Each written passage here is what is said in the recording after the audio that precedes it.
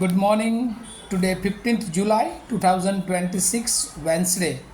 Wisdom of word of God morning ડિવોશનમાં આપ સર્વનો આવકાર કરવામાં આવે છે ને પ્રેમી સલામ પાઠવવામાં આવે છે. આજે આપણે નીતિવચનોના પુસ્તકમાંથી એનો 16મો અધ્યાય ને એની 18મી કલમ પર ટૂંકું વચન મનન કરવા માગીએ છીએ. અને ત્યાં પ્રભુનું વચન આ પ્રમાણે કહે છે, અભિમાનનું પરિણામ નાશ છે અને ગર્વિષ્ઠ સ્વભાવનું છેવટ પાયમાલી છે. પ્રોવર્બ્સ 16:18 NIV બાઇબલ પ્રમાણે, પ્રાઇડ ગોઝ બિફોર ડિસ્ટ્રક્શન, અ હાઉટી સ્પિરિટ બિફોર અ ફોલ. અને આ પ્રભુનું વચન છે અને એક થીમ અથવા મુદ્રાલેખમાં જો આપણે જોવું હોય તો પ્રાઇડ ઇટ્સ કોન્સિક્વન્સીસ, અભિમાન અથવા અહંકાર અને તેના પરિણામો.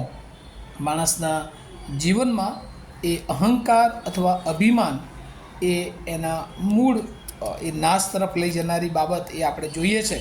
કારણ કે ઈશ્વર ઘણી બધી વાર આપણને પુષ્કળ આશીર્વાદો આપે છે, જ્ઞાન આપે છે, અને આપણે ઘણી બધી વાર આશીર્વાદો મેળવીને આ પૃથ્વી પરના એ ભૌતિક વાનાઓમાં એટલા બધા ગરકાવ થઈ જઈએ છે કે હવે આપણને એવું લાગે છે કે આ પૃથ્વી પર જાણે કે આપણી પાસે જે કંઈ છે, સ્કિલ છે, એજ્યુકેશન છે, આપણી પાસે જે કંઈ સંપત્તિ છે, એ બધાથી આપણે જીવનમાં આગળ વધીશું ને એટલા માટે એ ભૌતિક વાના પર જાણે કે આપણે અભિમાન કરવા લાગીએ છીએ. અને ત્યારે એવું કહે છે બાઇબલ કે માણસના જીવનનું પ્રથમ પગથિયું એ અભિમાન છે જે તેને નાશ તરફ લઈ જઈ શકે છે. ને એટલે બાઇબલમાં ઘણા બધા એવા અસંખ્ય એ ઉદાહરણો આપણે જોઈએ છે કે જેઓએ અભિમાન કર્યું કે હું કંઈક છું. અને પાઉલ પ્રેરિત તો ઘણી બધી વાર એના પત્રોમાં આપણને શિક્ષણ આપે છે કે આપણે અભિમાન કરીએ તો પ્રભુમાં અભિમાન કરીએ. પણ જો આપણી જાત ઉપર, આપણા જ્ઞાન ઉપર, આપણી બુદ્ધિ ઉપર કે આપણી આવડત ઉપર કે આપણા શિક્ષણ ઉપર જો અભિમાન કરીએ છીએ તો એ આપણને નાશ તરફ એ લઈ જાય છે. કારણ કે બધી જ બાબતો આપણી પાસે જે કંઈ છે, નાણાં હોય, જ્ઞાન હોય, કુટુંબ હોય, એ બધું જ ઈશ્વરની એ ભેટ તરીકે આ ઈશ્વરે આપણને આપ્યું છે. ને એટલે એ બધું એટલા માટે ઈશ્વરે આપ્યું છે કે જ્યારે આપણે એ દ્વારા ઈશ્વરનો મહિમા આપીએ. અને રોમનોના પત્રમાં તો કર્યું જ કે જ્યારે પ્રભુ એ જે બધું આપ્યું છે એમાં આપણે પ્રભુનો આભારમાં ન માનતા જો આપણે એ અભિમાન કરીએ છીએ તો આપણે એ શૈતાનના હાથા બનીએ છીએ. અને અહીંયા આજનું વચન પણ કહે છે કે અભિમાનનું પરિણામ એ નાશ છે. માણસના જીવનનું પ્રથમ પગથિયું એ અભિમાન છે કે જે તેને નાશ તરફ લઈ જાય છે. અને બીજી બાબત અહીંયા લખ્યું છે, અને ત્યારબાદ જ્યારે માણસના અભિમાન આવે છે અને જો એ પાછો ફરી જાય છે અને પ્રભુની તરફ ફરી એકવાર એ પોતાનું જીવન સુધારી લે છે તો પ્રભુ એને માફ કરી દે છે. પણ જો એ અભિમાન ત્યાં લખ્યું છે બીજા વચનના બીજા ભાગમાં, અને ગર્વિષ્ઠ સ્વભાવનું છેવટ પાયમાલી છે. પણ જો અભિમાન એ ગર્વિષ્ઠ સ્વભાવ તરફ દોરી જાય છે અને માણસ અભિમાનમાં પરિપક્વ બનીને જાણે કે એમનું સ્વભાવ જ ગર્વિષ્ઠ બની જાય છે લોકોની આગળ, ત્યારે જાણે કે એ હંમેશા એ પાયમાલ થતો આપણે જોઈએ છીએ. અંગ્રેજીમાં લખ્યું છે, અ પ્રાઇડ ગોઝ બિફોર ડિસ્ટ્રક્શન, અ હાઉટી સ્પિરિટ બિફોર અ ફોલ. અને એટલે ગર્વિષ્ઠ સ્વભાવ એ તો અભિમાન કરતાં પણ વધારે એ નાશ તરફ લઈ જનારો માર્ગ છે. એટલે સંપૂર્ણ નાશ તરફ એ આપણને શૈતાન આ અભિમાનના દ્વારા લઈ જઈ શકે છે. અને એટલા માટે રાજા હોય કે રંક હોય, આપણે જોઈએ છે કે અભિમાન કર્યું અને એ પાયમાલ થઈ ગયા છે. જે બાઇબલમાં રાજાઓને ઈશ્વરે પસંદ કર્યા અને જે રાજાઓ દેવની દૃષ્ટિમાં જે સારું હતું જ્યાં સુધી એમણે કર્યું ત્યાં સુધી ઈશ્વર એમને આશીર્વાદ આપ્યો.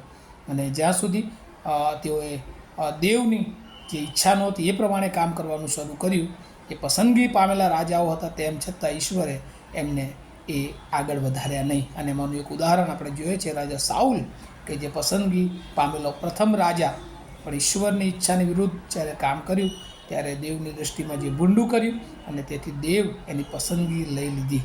અને એટલે વાલાઓ આપણા જીવનને માટે પણ છે કે આપણે જો આપણી જાત ઉપર, આપણા સ્કિલ ઉપર, આપણા ટેલેન્ટ ઉપર, આપણા જીવન ઉપર, આપણી પાસે જે કંઈ છે એના ઉપર જો આપણે અભિમાન કરીએ છીએ તો એક દિવસ એ અભિમાન એ આપણને નાશ તરફ લઈ જઈ શકે છે. અને એટલે પ્રભુ આજે આપણને ચેતવવા માગે છે. અને એટલે રોજ આપણી પાસે જે કંઈ છે એના માટે ઈશ્વરની સમક્ષતામાં આવીએ, ઈશ્વરનો આભાર માનીએ, આપણા જીવનને પ્રભુમાં અભિમાન કરીએ કે પ્રભુ આપણા પગલાઓને રોજ ચલાવે છે, પ્રભુ આપણા જીવનને એ આશીર્વાદિત કરે છે. અને આગળ પણ પ્રભુ આપણો દોરનાર છે પ્રભુ આપણો ઓલમાઇટી ગોડ છે, એ આપણો માલિક છે, અને જ્યારે આપણે એમના માર્ગમાં ચાલીએ છીએ ત્યારે નમ્રતા એ આપણા જીવનનું ઘરેણું હોવું જોઈએ. આપણા જીવનને હંમેશા આપણે અભિમાનથી દૂર રાખીએ. આપણે ગર્વિષ્ઠ ન બનતા, આપણી સમક્ષ જે મંડળી છે, જે વાલાઓ છે, જે લોકો છે, એમને હંમેશા આપણે સાથે રહીને આપણે કામ કરીએ અને આપણી જાતને આપણે મોટા બનાવવા કરતાં સેવક નેતાગીરીનો નમૂનો આપીએ. આપણે પ્રભુ ઈસુ ખ્રિસ્તે કહ્યું, જે મોટા થવા ચાહે એ પોતાને સૌથી નાનો એ બનાવે. અને આપણે હંમેશા નમ્ર બનીએ અને આપણી સેવામાં, આપણા જીવનોમાં, આપણા કાર્યોમાં, આપણી નોકરીઓમાં, આપણા બિઝનેસમાં, અને પ્રભુ ચોક્કસ એની સફળતા એ આપણને આપે છે. પણ જો આપણે અભિમાનમાં રાખીએ છીએ તો એક દિવસ એનું પરિણામ એ નાશ હોય છે, અને એ ભોગવવા માટે આપણે હંમેશા તૈયાર રહેવું પડે છે. અને આ બધી બાબતોથી આપણને પ્રભુ દૂર રાખે, એના માટે આવો આપણે પ્રાર્થના કરીએ. અમારા જીવતાને પ્રેમાળ ઈશ્વર, ઘણી બધી વાર અભિમાનરૂપી શેતાનની જાળમાં અમે ફસાઈ જઈએ છીએ. પ્રભુ, અમે અમારા જીવનોમાં અભિમાન કરવા લાગીએ છીએ. પ્રભુ, મારી જાત પર અભિમાન કરીએ છીએ. પ્રભુ, મારી પાસે જે કંઈ છે એમાં અભિમાન કરીએ છીએ. પણ પ્રભુ, તમે અમને જીવન આપનાર ઈશ્વર છો, માટીમાંથી માણસ બનાવનાર ઈશ્વર તમે છો. ત્યારે પ્રભુ, અમારી પ્રાર્થના છે કે અમે નમ્ર બનીએ, અને પ્રભુ, તમે દેવ હોવા છતાં પણ નમ્ર બની અને માણસ તરીકે અમારા માટે, અમારા પાપોને માટે પ્રભુ આ જગત ઉપર તમારું સર્વસ્વ આપી દીધું. ને એમ પ્રભુ, અમારે તમારા બાળકો તરીકે અભિમાન ન કરતા નમ્ર બનીને અમારું જીવન તમને સમર્પિત કરી દઈએ, તમારી સેવા માટે ઉપયોગી બનીએ, અને આમાં રહેલી છે તમામ પ્રકારની અભિમાન અને ભૂંડાઈ બાબતોથી અમે અમારા જીવનને મુક્ત રાખીએ, એવી પ્રાર્થના કરતાં અમારી પ્રાર્થના અમારા ધન્ય તારનાર પ્રભુ ઈસુના નામમાં માગીએ છીએ. માટે સાંભળો અને તેનો સ્વીકાર કરો. આમીન. Have a nice day to all of you. Thank you.